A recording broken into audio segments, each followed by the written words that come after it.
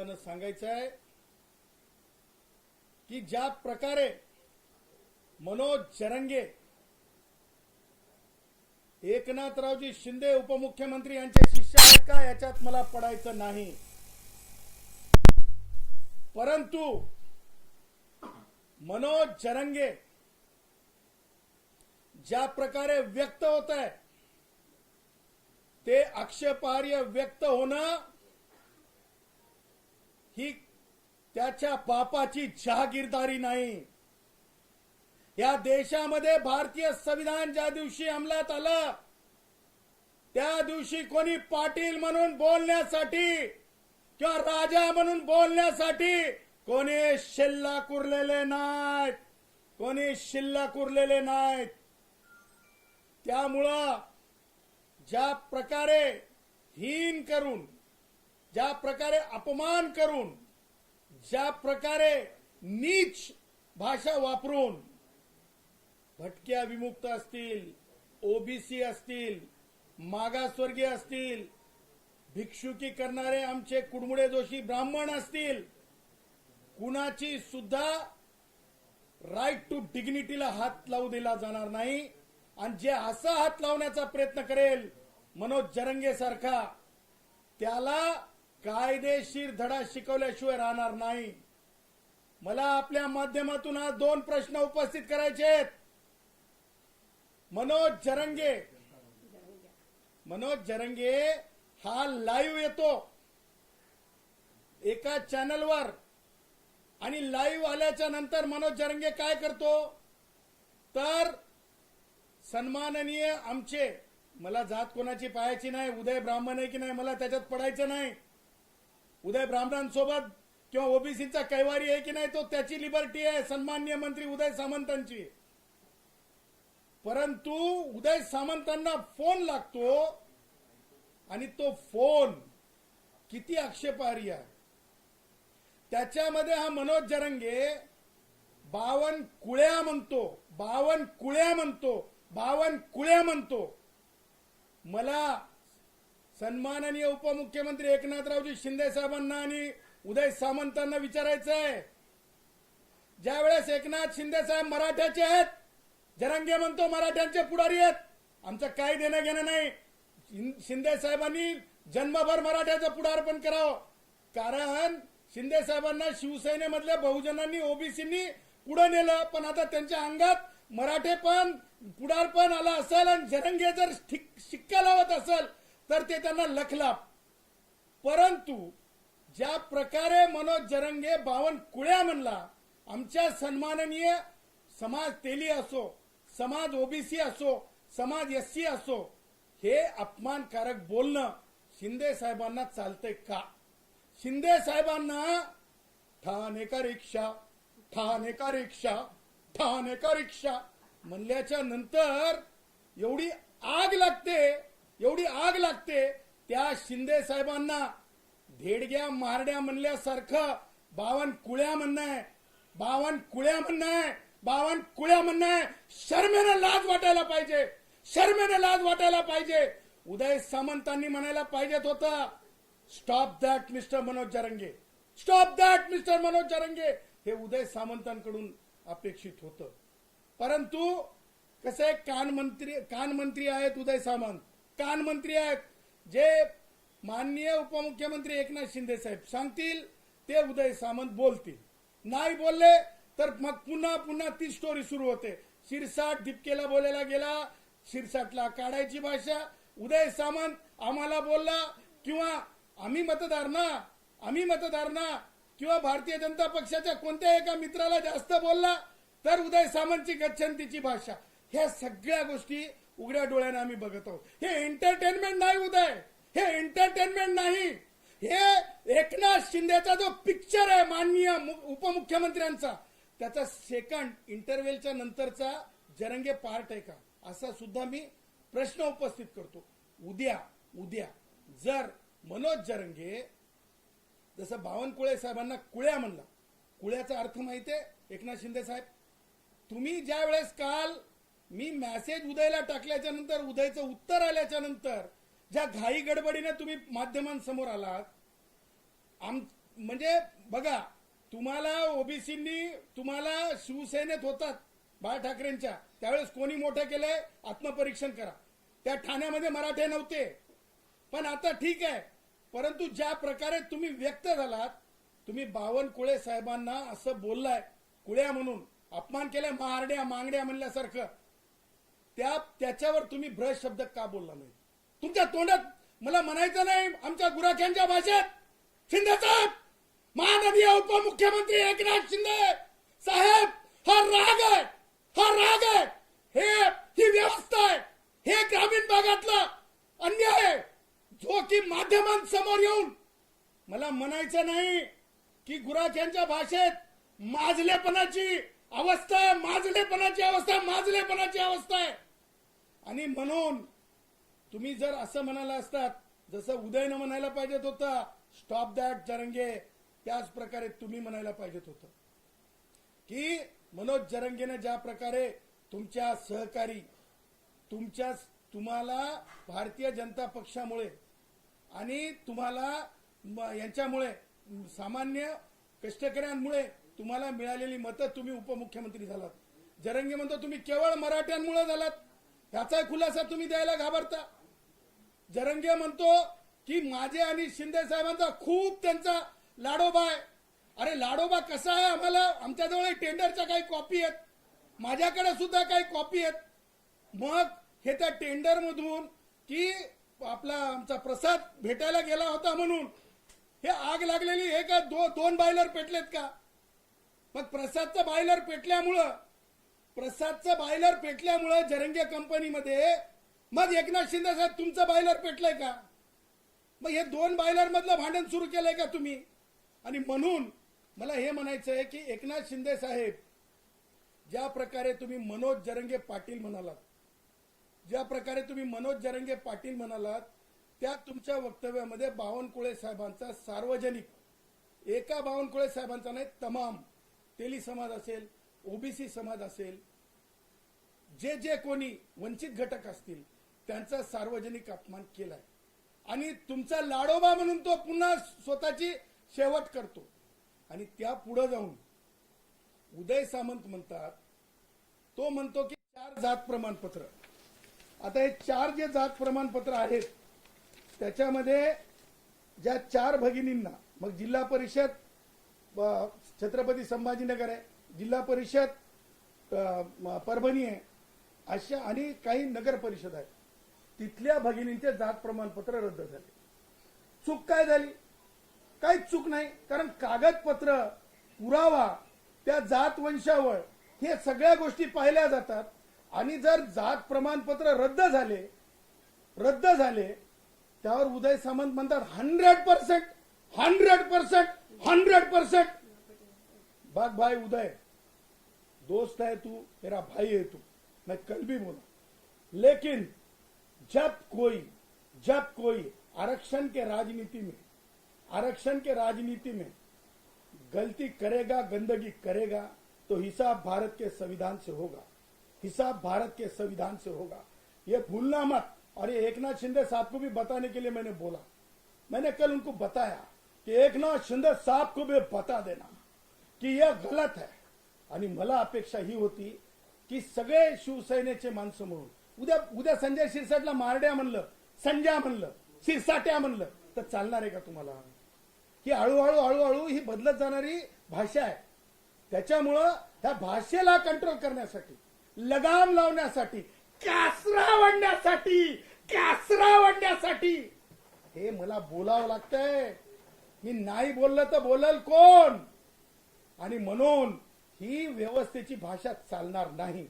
माझं असं म्हणणं आहे की जरंग्या, अबे उदय सामंतच काय, एकनाथ शिंदे साहेबच काय, तुला सांगतो नुसते जात प्रमाणपत्र रद्द होत नसतात तर मराठा समाजातलाच युवक तयार झालाय. खोटे जात प्रमाणपत्र खोट्या पुराव्याच्या आधारे मिळवले, त्यासाठी परभणी जिल्ह्यातलाच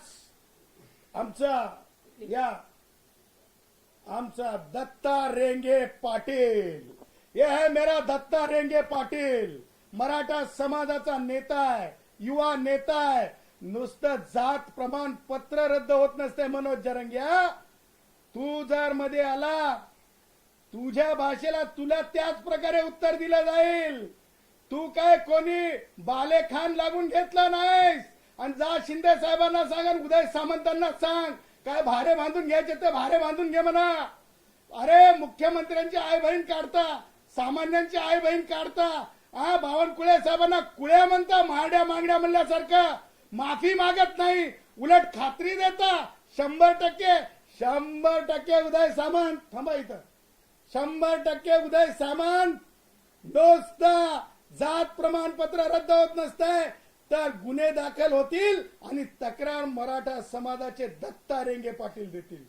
आणि त्याच्यामध्ये जर तुम्ही हस्तक्षेप करत असताल कॉझी ज्युडिशियल अथॉरिटीमध्ये, अर्ध न्यायिक संस्थेमध्ये, मग एकनाथ शिंदे साहेब, तुम्ही आरक्षणाच्या, तुम्ही इतरांच्या धार्मिक कारणांच्या, तुम्ही बौद्ध विहारांच्या मध्ये मध्ये येऊ नका.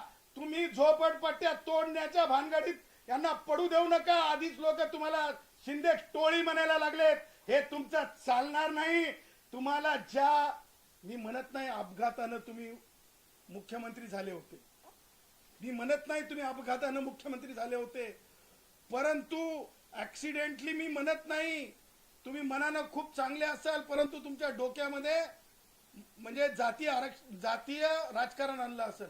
पण लक्षात ठेवा, एक गोष्ट फार क्लिअर असते, संविधानाच्या बाबतीमध्ये गडबड केली तर आपण, मी म्हणत नाही ऍक्सिडेंटली तुम्ही मोठे झाला होतात, मुख्यमंत्री झाला होतात, उपमुख्यमंत्री सुद्धा आहात, परंतु वायू गतीनं खाली येत असते माणूस. संविधानामध्ये बोट घालायचा प्रयत्न केला तर, संविधानामध्ये बोट घालायचा प्रयत्न केला तर वायू गतीनं खाली येत असतंय. मला आज एक गोष्ट आठवते. आम्ही कसं आहे, आम्ही गुराखी साहित्यातले माणसं आहेत आणि गुराखी साहित्यामध्ये ना, मग तुम्हाला सांगू का, एक आम्ही गाणं आहे, ढोपराला आग लागली पळा पळा पळा, ढोपराला आग लागली पळा पळा पळा, अरे ढोपराला आग लागली पळा पळा पळा. अरे मनोज जरंगेचा काळ हो गेला, मनोज जरंगेचा काळ हो गेला. जात प्रमाणपत्र रद्द झाला, जात प्रमाणपत्र रद्द झाला. शिंदे साहेब, उदय सामंत, शिंदे साहेब, उदय सामंत, नका हो तुम्ही, नका हो तुम्ही, नका हो तुम्ही. काय म्हणतात त्या भाषेला, इकडून तिकडे जाते. इंग्रजीमध्ये पेंडुलम म्हणलं तर बरं आहे हो, बरं आहे हो, बरं आहे हो, बरं आहे हो. ढोपराला आग लागली पळा पळा पळा, ढोपराला आग लागली पळा पळा पळा. हे मी खास करून वात्र टीका, हे माझा अधिकार आहे, वात्र टीका. आणि संविधानापेक्षा जरंगे मोठा नाही, संविधानापेक्षा कोणीच मोठा नाही. येणाऱ्या मंगळवारी, कॅबिनेट मंगळवारी असते ना, येणाऱ्या मंगळवारी उदय सामंत, तुम्हाला अधिकार नसताना तुम्ही म्हणला 100%, 100%, 100% मंगळवारी कॅबिनेट मध्ये मनोज जरंगेनं बावनकुळे साहेब, सन्माननीय समाजाचे पुढारी यांना ज्या प्रकारे मनोज जरंगे व्यक्त केलाय, नीच संबोधण्याचा प्रयत्न केलाय, त्याबाबत कॅबिनेटमध्ये ठराव आला पाहिजे. आणि एकनाथ शिंदे साहेब, तुम्ही सूचक असले पाहिजे, नाहीतर तुमच्या ब्लड मधलं डीएनए तपासलं जाईल आणि वैचारिक डीएनए, आणि त्याच्यावर मंगळवार नंतर खुली प्रेस घेतली जाईल. आणि ती प्रेस घेताना कोणाला सोडणार नाही, आता कोणाची सुटका नाही. आता एकनाथ शिंदे साहेब, काही सुटका नाही आता. बस झालं कल्याणचं बुद्ध विहार, बस झालं नाशिकचे गरिबांचे झोपडे, बस झालं. तुम्हाला सांगतो, जरंगेचे टेंडरच्या कॉपीज आहेत. दुसरी गोष्ट मला असं वाटतंय, मनोज जरंगेचा हा राग आहे ना, हा रेती उपशाशी संबंधित सुद्धा आहे. रेती सुद्धा, रेतीचा उपसा. मनोज जरंगेला काय, प्रत्येक जिल्ह्यामध्ये आर्टिफिशियल वाळू बनवण्याचं जे शासनाचं धोरण आहे ते नको आहे असं मला वाटतं. कारण त्याच्यातून ना लय हायवे चालतात, लय हायवे चालतात. दुसरी गोष्ट, माझ्याकडे टेंडर आहेत. मी उदय सामंतांना काल मेसेज मध्ये टेंडरचं स्वरूप सांगितलं, टेंडरचं स्वरूप सांगितलं. पण हे सगळं अत्यंत बोलणं आवश्यक आहे. आणि म्हणून आमचं म्हणणं आहे की मनोज जरंगे या व्यक्तीच्या बाबतीत कॅबिनेटमध्ये निषेधाचा ठराव आला पाहिजे. Breach of privilege Breach of privilege आलंच पाहिजे. याला उद्धव ठाकरेचा गट, याला म्हणजे हे आमच्या भारतीय जनता पक्षाचा गट, किंवा याला काँग्रेसवाल्यांचा गट, किंवा याला राष्ट्रवादी वाल्यांचा गट, हे कोणत्याही पक्षाचं गटातटाच्या राजकारणातून पाहिलं गेलं नाही पाहिजे. आणि म्हणून मनोज जरंगेच्या बाबतीत ब्रीच ऑफ प्रिव्हिलेज सुद्धा आलं पाहिजे. त्याला या कारणासाठी शिक्षा ठोठावून त्याला लॉकअप मध्ये, जेलमध्ये टाकलं पाहिजे. आणि तुम्हाला सांगतो, आज मी सार्वजनिकपणे जयश्री पाटील ह्या स्वतः दत्ता रेंगे पाटील सोबत जातील आणि जालन्यामध्ये छत्रपती संभाजीनगरमध्ये नुसतं जात प्रमाणपत्र रद्द झालेलं नाही तर ओबीसी संबंधितांना घेऊन पोलीस ठाण्यामध्ये जे जे कोणी प्रेशर करायचा प्रयत्न करत असेल, कारण माधुरी पाटील विरुद्ध कास्ट स्क्रुटिनी कमिटी ह्या निवाड्यामध्ये माननीय सर्वोच्च न्यायालयाने ज्या बाबी अंतर्भूत केल्यात, ज्या बाबी सांगितल्यात, त्याच्या बाहेर जाता येणार नाही. हे जे आरक्षण आहे, हे आरक्षण हे गरिबांसाठी जर म्हणत होता मनोज जरंगे, गरिबाच्या लेकरासाठी, अबे तू गरिबाच्या लेकरासाठी नाही बे, जिल्हा परिषद आणि नगर परिषद म्हणजे राजकारणातल्या बाबतीसाठी आहेस. आणि त्या पुढे जाऊन मला तर असं वाटतं आमच्या सत्तेतले सुद्धा म्हणजे बावनकुळे साहेब सारखे मंत्री नकोत म्हणून काही मराठा याच्यामध्ये या कुभांडामध्ये आहेत का हे सुद्धा तपासणं आवश्यक आहे. कारण ज्या प्रकारे मनोज जरंगे व्यक्त होत होता, मराठा मंत्र्यांची नावं घेत होता, मग महसूल विभाग अदर दॅन मराठा चालवू शकत नाहीत म्हणून हे सगळं दुसरं कुभांड आहे का? म्हणून मी म्हणलं इंटरव्हेलच्या नंतरचा हा पिक्चर आहे का? एकनाथ शिंदे साहेब, इंटरव्हेलच्या नंतरचा हा पिक्चर आहे का? आणि म्हणून मला म्हणायचं हे आहे की हे गरिबांसाठी नाही, हे नुसतं बोल बच्चन आहे. तुम्हाला मला सांगायचंय की ज्या प्रकारे तुम्हाला सांगतो परभणीमध्ये जे जात प्रमाणपत्र देण्यात आलं, जात वैधता प्रमाणपत्र, काय नाव आहे त्या माणसाचं? संग्राम प्रताप जामकर. संग्राम प्रताप जामकर. शासनाचा निर्णय, ओबीसी जर आरक्षण हे फक्त 8 लाखाची मर्यादा अगोदर दाखवावी लागते, त्याच्यानंतर ओबीसीचं प्रमाणपत्र मिळू शकते. हा संग्राम प्रताप जामकर, काय जामकर जामकर जामकर जामकर ह्याचा बाप कोण होता? जिल्हा परिषद सदस्य. यांचे आजोबा मंत्री होते. कोणत्या पक्षात होते? काँग्रेसचे मंत्री. यांच्याकडे किती पिक्चरचे थिएटर आहेत? 2 थिएटर आहेत. गंगाखेडला होता 3 येत होता. 3 पिक्चरचे थिएटर. साधारणतः जमीन किती आहे? 100-150 एकरच्या वर. आता मला सांगा, ह्या जीआर प्रमाणे हे मला सांगा 8 लाखाची मर्यादा आहे. जात वैधता प्रमाणपत्र कुणाला मिळालंय? काय नाव त्याचं? संग्राम प्रताप जामकर. आता हे जर गरिबांसाठीच आरक्षणाचं राजकारण नसून हे ओबीसी, खऱ्या मागासवर्गीय ओबीसी समाजावर एका प्रकारे अन्याय आहे.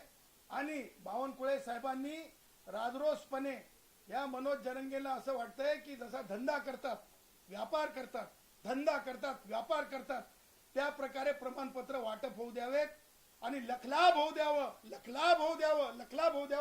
असं लखलाभ होऊ दिलं जाऊ शकत नाही.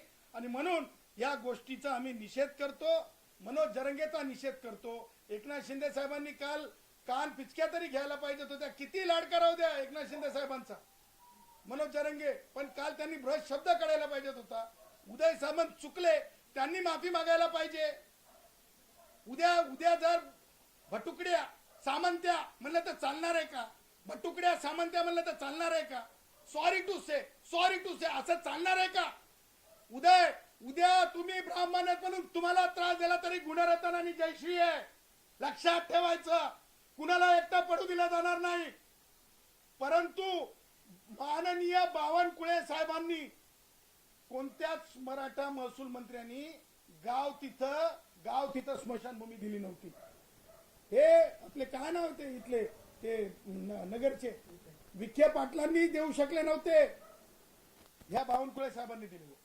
पानंद रस्ते, शेताचा वाद असायचा, गरीब मान ढोर सांभार असेल, ओबीसी असेल, छोटं शेत असायचं, नावी असेल, कुंभार असेल, लोहार असेल, एक छोटा तुकडा असतो जमिनीचा, तो मध्यभागी असतो, रस्ते नसायचे. हे दिलेली व्यक्ती आहे. ही देणारी व्यक्ती आहे. ही लँड ऍक्विजिशन ऑफिसर्सला एक चला रे मुंबईतून बाहेर, पालघर मधून बाहेर सगळ्यांना चान्स दिला जाईल काम करण्याचा, शुद्ध काम करण्याचा, ही कामाला लावणारी व्यक्ती आहे. आणि मग ही पोटदुखी आहे का, ही दुसरी पोटदुखी आहे का? ह्या सगळ्या गोष्टी गोळाबेरीजनं पाहिल्या जातील आणि कोणत्याच परिस्थितीत कुणाचा अपमान सहन केला जाणार नाही. माननीय मुख्यमंत्री असतील, तुम्ही विचाराल तुम्ही कोण? आम्ही मतदार आहोत. आम्ही राष्ट्रीय स्वयंसेवक संघ असेल, बौद्धांचा भिक्खू संघ असेल, आम्ही त्या संघाचे पाईक आहोत. आम्ही विचारधारेवाले आहोत. आमचा तो अधिकार आम्ही दिलेले मतदार आहोत. माय चीफ मिनिस्टर, माय चीफ मिनिस्टर, माय चीफ मिनिस्टर देवेंद्रजी, कोणालाच कोणत्याच परिस्थितीमध्ये चुकीचं बोललेलं आम्ही सहन करणार नाहीत. हे मला आजच्या पत्रकार परिषदेतून, आज जी आम्ही मनोज जरंगेच्या बाबतीत ही पत्रकार परिषद घेतली, या पत्रकार परिषदेच्या माध्यमातून जे आहे आम्हाला तुम्हाला सांगायचं होतं. आणि मनोज जरंगे झोडपो पत्रकार परिषदेचा हा पहिला अंक आहे. यानंतर तुम्हाला सांगतो, आम्ही सांगितल्याप्रमाणे गुन्हेही दाखल होतील, तक्रारी दिल्या जातील, कुणालाही सोडलं जाणार नाही. त्यामुळं गाप बसायचं. सर्वोच्च न्यायालय सर्वोच्च समजून कोणी शानपण करायचं नाही. आरक्षणामध्ये जास्त बोलायचं नाही. मुख गिळून बसल्यासारखं. अरे आरक्षण बोगस ठरतंय, त्याच्यावर तुम्ही म्हणलं पाहिजे बोगस आहे. उलट तुम्ही असं म्हणणार का की नाही 100%, 100%, काय 100%, काय 100%? कोणाच्या बापाच्या घरची पेंड आहे का? बापाच्या घरची पेंड आहे का? Stop that nonsense everything. It will not be tolerated against the constitution. Remember this. Remember this. Remember this. Otherwise, one has to face a music of law. Music of law. Music of law. Sir याला जोडून विचारतो, कारण तुम्ही जो मुद्दा उपस्थित केला महत्त्वाचा होता की सरसकट दाखले देण्याची मागणी जरांगे पाटील आधीपासून करताय. मात्र दुसरीकडे तुम्ही आता ज्या प्रकारचं एक उदाहरण दिलं की त्यांच्या मागचे थिएटर्स आहेत, जमीन आहे, तरी 8 लाखाच्या त्या कुठेही कक्षेमध्ये बसत नसताना अशा प्रकारची जातपावलं वाटली जातात. वाटत नाही का पूर्ण आरक्षण त्यामुळे धोक्यात येऊ शकतं, कायद्याच्या कचाट्यात सापडून नष्ट होऊ शकतं? बघा, गरीब आणि गरजवंत मराठ्याचा याच्यात संबंध काय? संबंध मुलांना, युवकांना काय म्हणून एकत्र आणलं होतं की शिक्षणासाठी आणि नोकऱ्यांसाठी. आज मनोज जरंगे ची उघडी पडली. आज मनोज जरंगे उघडा झाला. तो राजकारण्यांसाठी काम करत होता हे आज स्पष्ट झालं. शासनाचा निर्णय 16 डिसेंबर 2017, मी म्हणत नाहीये, ज्या प्रकारे शासन निर्णय आला, विमुक्त जाती, भटक्या जाती, इतर मागासवर्ग व विशेष मागासवर्ग मधील उन्नत व प्रगत व्यक्ती गट याकरिता नॉन क्रिमिलियर साठी असलेली उत्पन्न मर्यादा जी आहे ती 8 लाखापर्यंत आहे. 8 लाखापर्यंत. मला सांगा, ज्यांच्याकडे आता जसं जरंगे पाटलांनी सांगितलं, आमच्या रेंगेंनी सांगितलं, दत्ता रेंगेंनी, ज्या प्रकारे की थिएटर्स आहेत, जमीन 100 कुटुंबामध्ये, मला मी सब्जेक्ट टू करेक्शन, किती एकर आहे ते पण जमिनी 100सारख्या आकड्यांमध्ये आहेत. अशा लोकांना तुम्ही जात वैधता प्रमाणपत्र देता आणि हा कायदा आहे नाही घ्या कायदा, ठीक आहे, हा कायदा मान्य आहे की नाही?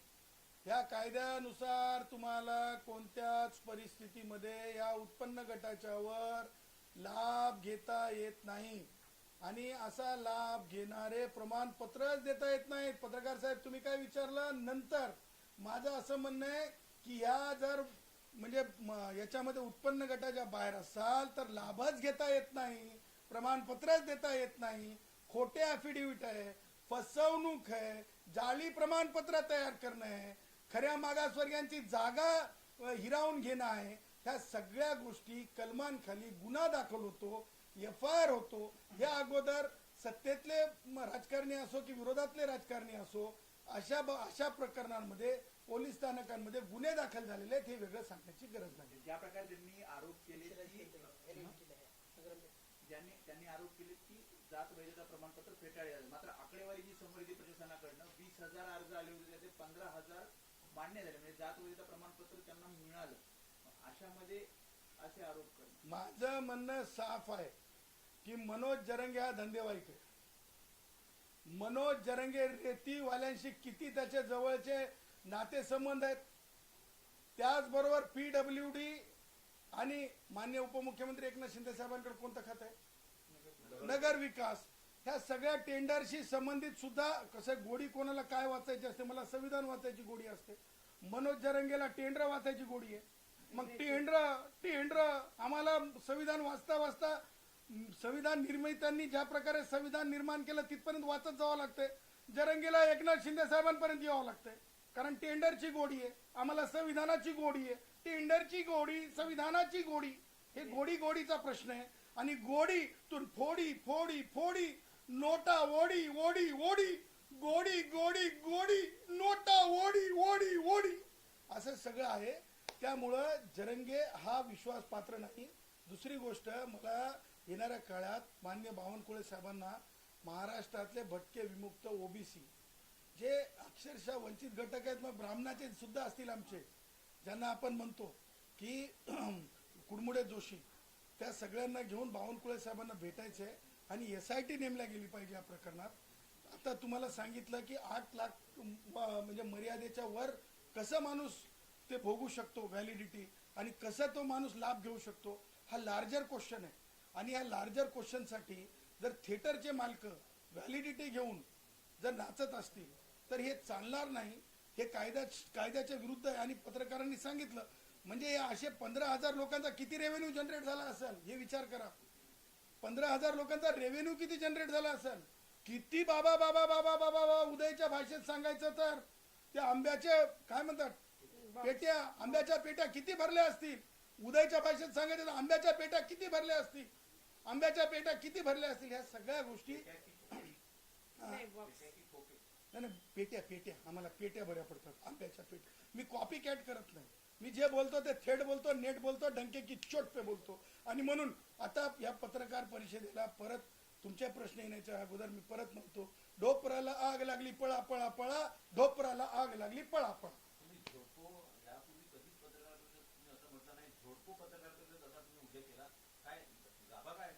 तशाच तसे गावामध्ये कोणत्याही सामान्य नावी असेल, कुणबी असेल, आमचा जो खरा आहे, त्याचबरोबर लोहार असेल, सुतार भाऊ असेल, कुंभार भाऊ असेल, मार मांग डोर चंबार कोणी भाऊ असेल, डंके की चोट पे कोणी डोळावर करून पाहिलं ना तर जशाच तसं उत्तर दिलं जाईल.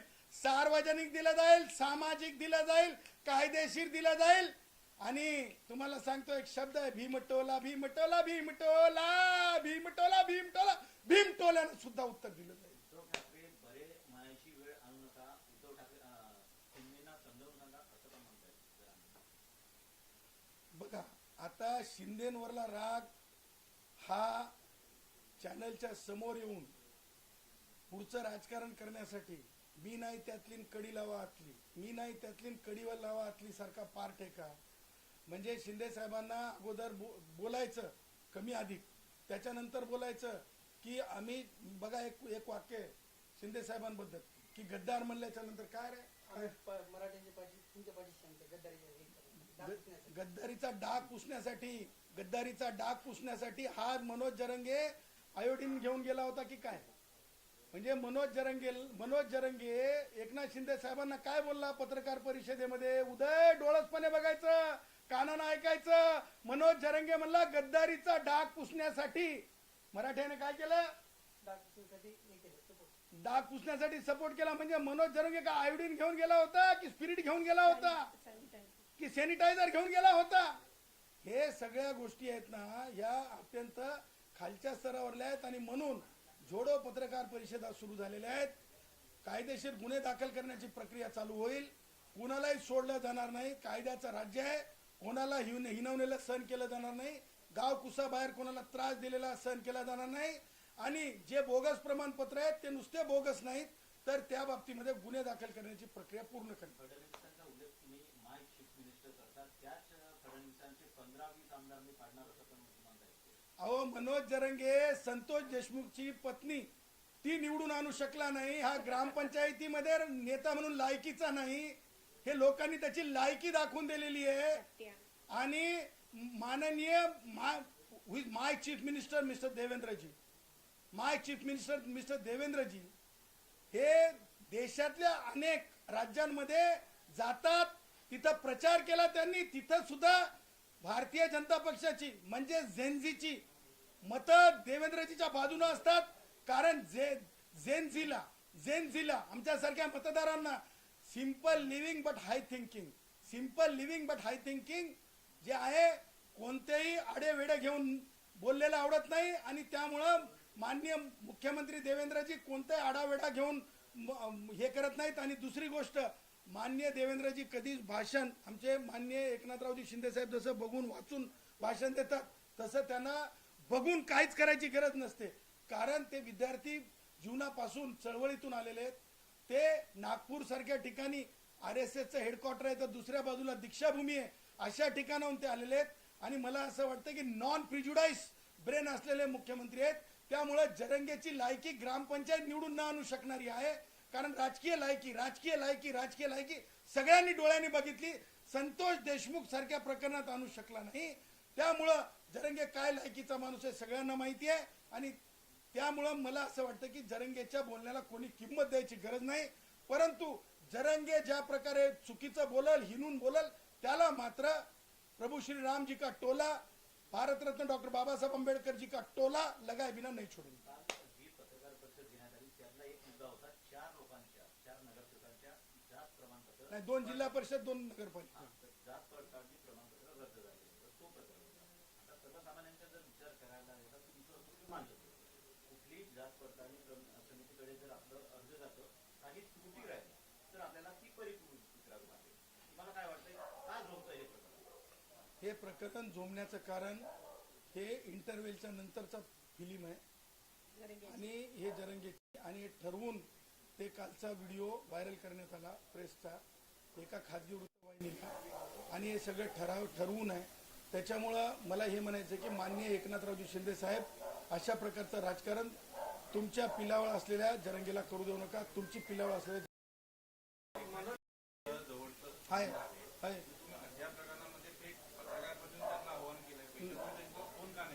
मी उदयला बघा कसं झालंय की एक शिंदे साहेबांचा तो काय PA आहे, काय नाव होता त्याचा, प्रभाकर, त्याच्यावर गुन्हे दाखल झालेत, त्याला मी कुठं धुंडू. त्याच्यानंतर दुसरा आहे तो कायम चंपोगिरीमध्ये राहतोय, मला काय एवढा वेळ मिळत नाही. शिंदे साहेब स्वतःकडे फोन ठेवत नाही, CM साहेब स्वतःकडे फोन ठेवतात, शिंदे साहेब स्वतःकडे फोन ठेवत नाहीत. त्याच्यामुळे उदयने लगेच मला रिस्पॉन्ड केलं. मी उदयला बोललो, उदयला सगळं सांगितलं आणि माझं काय एकनाथ शिंदे साहेबांकडनं रेतीचं काम आहे ना टेंडरचं काम आहे, त्याच्यामुळं मला काय कोणाची भीती नाही. शिंदे साहेबांचे माझे संबंध आहेत. याचा अर्थ शिंदे साहेबांकडे जसं जरंगे त्यांच्या ठेवणीत आहे किंवा तो पिलावळ आहे, हे माझी तशी परिस्थिती नाही. हम कभी भी स्टेटस डिग्निटी स्वतःची आणि शिंदे साहेबांची सुद्धा आम्ही अवहेलना करत नाही. त्याच्यामुळे संविधान ज्या प्रकारे आर्टिकल 14 मध्ये टेक रिस्पेक्ट गिव्ह रिस्पेक्ट बराबरी की बात हो, या आशयानं आम्ही जगणारी माणसं आहोत. चूक झाली, कारण शिंदे साहेबांची काल चूक झाली की नाही सांगा, सार्वजनिकपणे त्यांनी नीचपणाचं संबोधल्यासारखं कुळ्या म्हणजे महारड्या धेडग्या म्हणल्यासारखं. मी उदयला लिहिलं ते सुद्धा लिहिलं मी आणि मी हे सांगितलं की तू एकनाथ शिंदे साहेबांना सांग, उदय माझा भाऊ आहे. उदय शेवटी तुम्ही म्हणजे उदयच्या बाबतीमध्ये आय हॅव ग्रेट रिगार्ड्स, काही उदयच्या बाबतीत हे नाही, परंतु सांगायचं तात्पर्य हे की एकनाथ शिंदे साहेबांनी मनोज जरंगे पाटील म्हणण्याची गरज काय होती. हे मनोज अंगात शिवसैनिक का जागा झाला नव्हता कुठं बरं आईसबॉक्स मध्ये. मला म्हणायचं नाही मी वात्र टीका करणारा माणूस आहे. मी मराठा होते का केशवराव धोंडगे हे पाहिलेलं नाही, परंतु माननीय केशवराव धोंडगे साहेबांनी जे साहित्य आम्हाला दिलं त्या साहित्यातून मी बोलतो. त्यामुळं काल एकनाथ शिंदे साहेब चुकले. काल एकनाथ शिंदे साहेबांनी स्पष्ट बोलायला पाहिजेत होतं. चूक आहे मनोज जरंगे, तुला असं बोलता येणार नाही. उद्याच्या कॅबिनेटमध्ये हा विषय येते की नाही बघायचंय मला, ब्रीच ऑफ प्रिव्हिलेज येते की नाही मला बघायचंय. आणि त्या ओरडणाऱ्यांना मला आव्हान करायचंय की बावनकुळे साहेबांना सुद्धा हे अशा प्रकारे, ते तर फक्त ठाणे की रिक्षा म्हणल्यामुळं आपण प्रॉसिक्युशन केलं. आपण नीच संबोधल्यानंतर माननीय बावनकुळे साहेबांना, ते तुम्हाला सांगतो माझ्यासाठी आदर्श आहेत, माझ्यासाठी आदर आहे. मला त्यांच्याकडून बावनकुळे साहेबांकडून विचारून घ्या, कोणतंही काम केलेलं नाही, करायचं नाही, भविष्यातही करायचं नाही. परंतु ज्या प्रकारे तेली माणूस असो, ओबीसी असो, वंजारी माझे धनंजय साहेब असोत, ओबीसी पुढारी आमचे छगन भुजबळ साहेब असोत, हे सगळे माझे आहेत, माझ्या रक्ताचे आहेत, माझ्या मांसाचे आहेत. बस झालं. आम्ही वकिलीत खूप आनंदी आहोत, आम्हाला व्हायचं नाही राजकारणी, परंतु माझ्या कोणत्याच माणसाला मी अपमान सहन करू देणार नाही. आणि राजकारण म्हणून राजकारणी लोक अपमानासाठी हिशोब करायला कमी पडतात, म्हणून मी आणि जयश्री पाटील समर्थ आहोत. आमच्या कोणत्याच पुढाऱ्याला, कोणत्याच ब्राह्मणाला, कोणत्याच ओबीसीला, कोणत्याच अनुसूचित जाती जमातीच्या माणसाला त्रास दिला तर अशी छोडो पत्रकार परिषद होईल. आणि मी सांगितल्याप्रमाणे सब कुछ छोडो होगा. माझा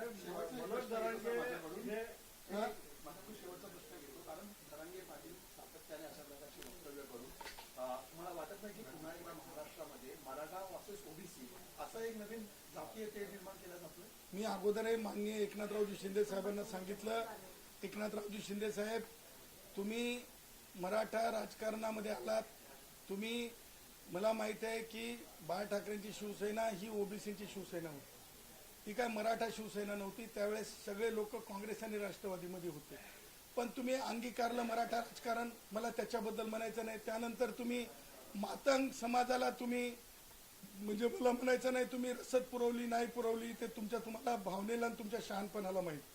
परंतु त्यानंतर आता परत जर जरंगे इंटरव्हेल नंतर हे जर तुम्ही सुरू करायला लावलाय की नाही हे तुम्ही आत्मचिंतन करा. कारण त्या व्हिडिओ हे सांगताय की सब बनी बनाई बातें है, सब बनी बनाई बातें है, सब बनी बनाई बातें है.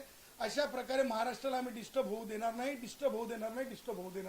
तर मनोज जरांगे पत्रकार परिषदेत नेहमी अश्लील भाषेचा वापर करतात, शब्दांचा वापर करतात, मंत्री जवळ शेजारी बसलेला भाषा चालू असते. मला हे समजत नाही की आता बघा आमच्या मंत्र्यांच्या बाबतीत, मंत्री कोणत्या पक्षाचे येत नाही, ह्या डीएनएचे, आमच्या डीएनएचे, ह्युमॅनिटीच्या विरुद्ध जाऊन आमच्या ओबीसी असेल, भटका असेल, मागासवर्गीय असेल, कोणी असेल, त्याच्या बाबतीमध्ये जर बोलल्याच्या नंतर जरंगेला आणि जरंगेचं समर्थन करणाऱ्याला जशाच तसे उत्तर दिले जाईल.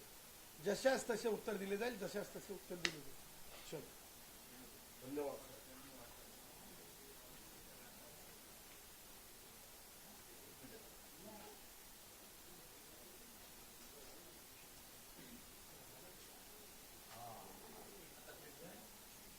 पुण्याला 3 वाजता पण आहे ना. हो, निघालो, लगेच निघालो.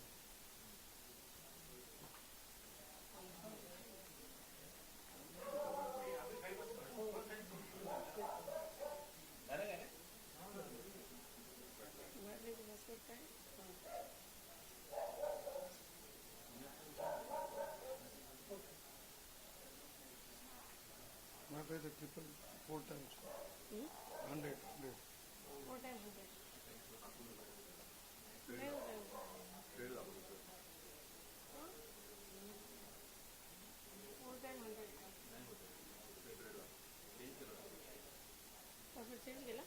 नाही, मी नाही केलं.